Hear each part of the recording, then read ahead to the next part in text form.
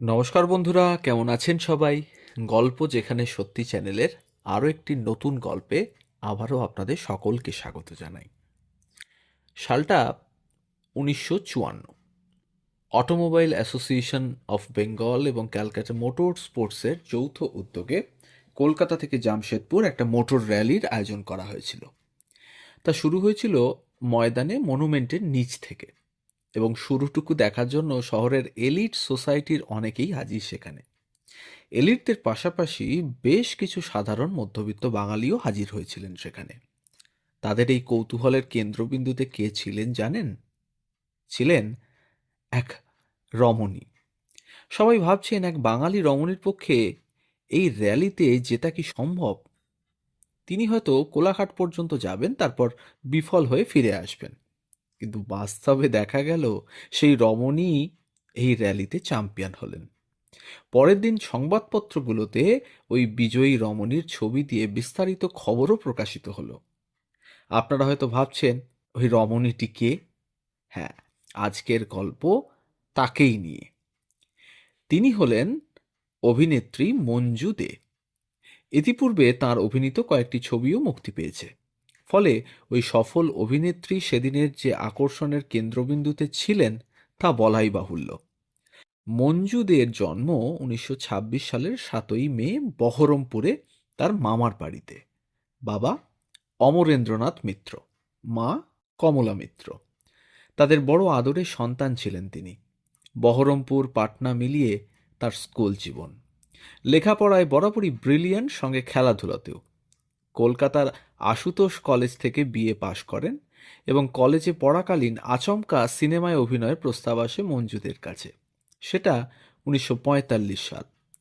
দেশপ্রিয় পার্কে নেতাজির আজাদ হিন্দ ফৌজের বীর সৈনিকদের সংবর্ধনার ব্যবস্থা করা হয়েছিল সেখানে, যাদের মধ্যে ছিলেন মেজর জেনারেল শাহনওয়াজ খান, লেফটেন্যান্ট সাইগাল, রানী ঝাঁসি বাহিনীর ক্যাপ্টেন লক্ষ্মী স্বামীনাথন প্রমুখ।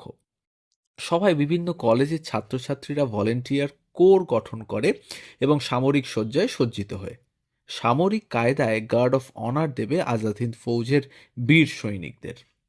ভলেন্টিয়ার কোরের নেতৃত্ব পড়েছিল মঞ্জু মিত্রের উপর। হ্যাঁ, তার বিয়ে হওয়ার আগে পদবী ছিল মিত্র। ওই অনুষ্ঠানে উপস্থিত ছিলেন বিখ্যাত পরিচালক সুশীল মজুমদার।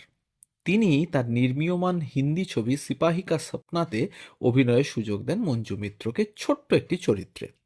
ছবিটা জমেনি সেরকম, চলেও নি ভালো করে। কলকাতা বিশ্ববিদ্যালয়ের বাংলায় এমএ পড়াকালীন তার বিয়ে হয়ে যায় দেবব্রত দের সঙ্গে 1948 সালে, এবং বিবাহের সূত্র ধরে অসাধারণ এক শ্বশুরমশাইও পেয়েছিলেন মঞ্জু দে। বিয়ের পর অনুভব করলেন ওর জীবন থেকে সামথিং ইজ মিসিং। জীবনে কিছু হওয়ার কথা ছিল কিন্তু হয়নি। 7-5 ভাবতে ভাবতে মনে পড়ল তা তো অভিনেত্রী হওয়ার কথা ছিল। শ্বশুরমশাই অধ্যাপক ক্ষেমেন্দ্রচন্দ্র বৌমা অন্ত প্রাণ।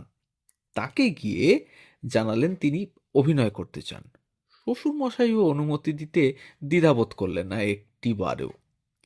তিনি দেখা করলেন পরিচালক হেমেন গুপ্তর সঙ্গে। হেমেন গুপ্ত মুহূর্তে চিনতে পারলেন ভবিষ্যতের সফল অভিনেত্রীকে। পরিচালক তখন নির্মীয়মান 42 ছবিতে তাকে নায়িকার চরিত্রের জন্য নির্বাচিত করলেন। 1949 সালে শুটিং শুরু হলেও মুক্তি পেল 1951 সালের 9ই অগস্ট। বাম্পার হিট ছবি। ইন্ডিয়া ফিল্মস ল্যাবরেটরিতে ওই ছবির প্রজেকশন দেখে 3 পরিচালক তাকে তাদের ছবিতে মনোনীতও করলেন।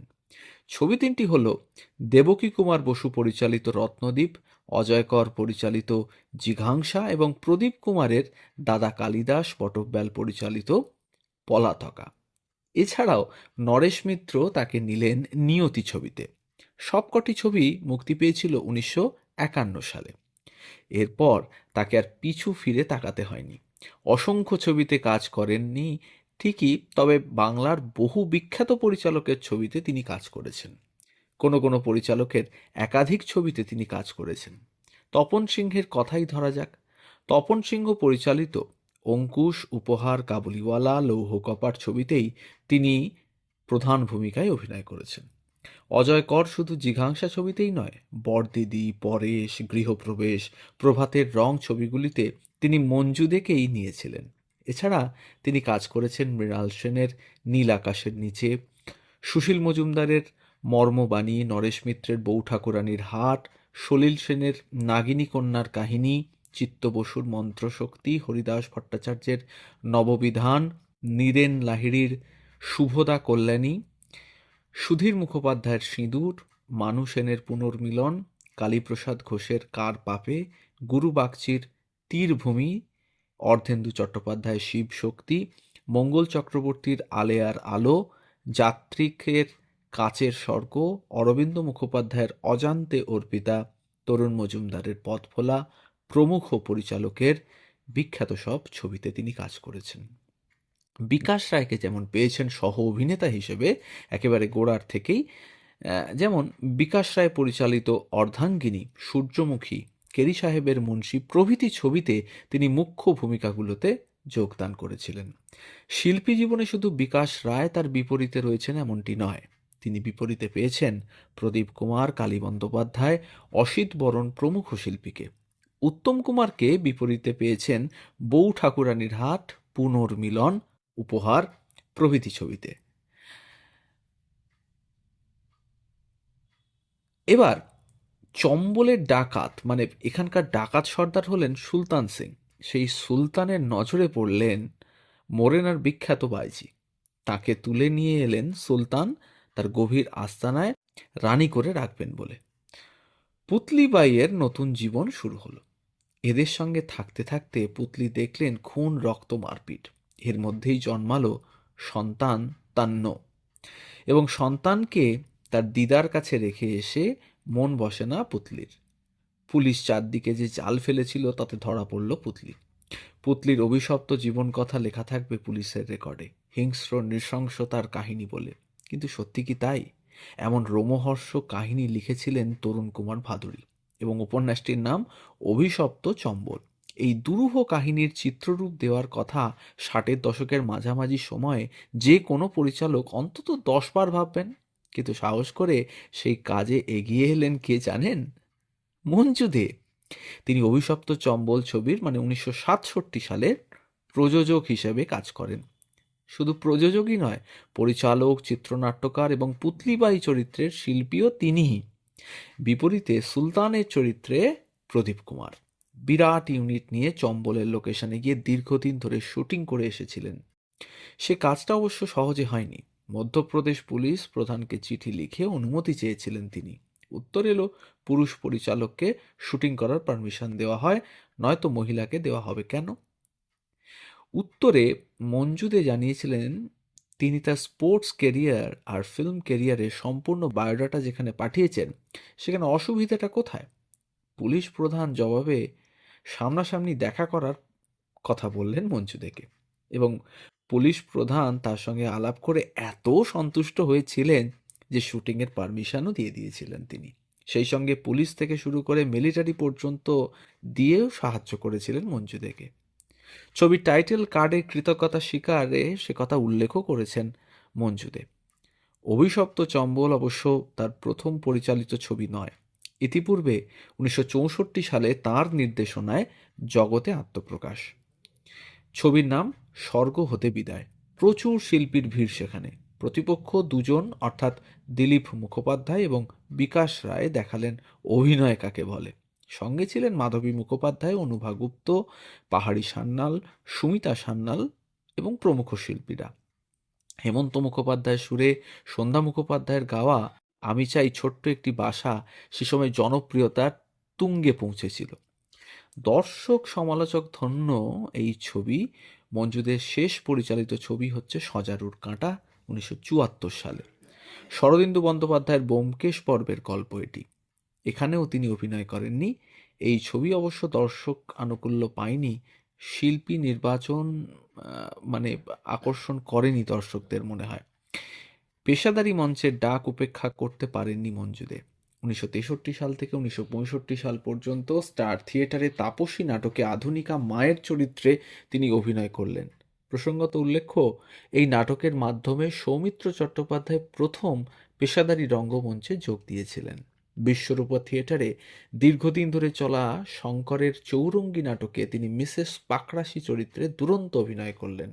সঙ্গে পেয়েছিলেন বিকাশ রায়, সত্য বন্দ্যোপাধ্যায়, তরুণ কুমার প্রমুখ শিল্পীদের।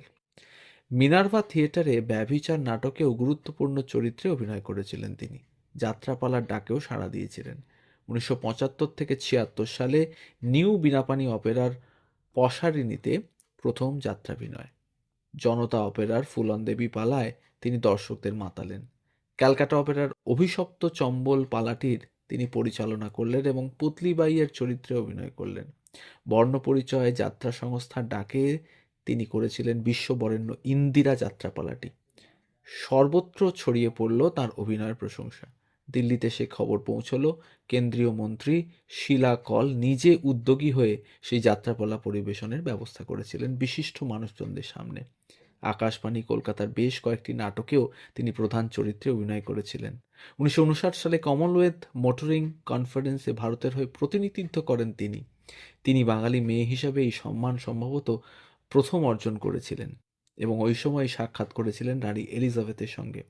1952 সালে দিল্লিতে ইন্টারন্যাশনাল ফিল্ম ফেস্টিভ্যালে ভারতের প্রতিনিধিত্ব করেছিলেন তিনি। এই কাজই করেছিলেন 1962 সালেও। পাশাপাশি 1962 সালে জাকার্তায় ইন্ডিয়ান ফিল্ম ফেস্টিভ্যালে ভারতের প্রতিনিধিত্ব করেন। তার শেষ অভিনীত ছবি তরুণ মজুমদারের পরিচালিত পথ ভোলা 1986 সালে। তপন সিংহের ছবি তিনটির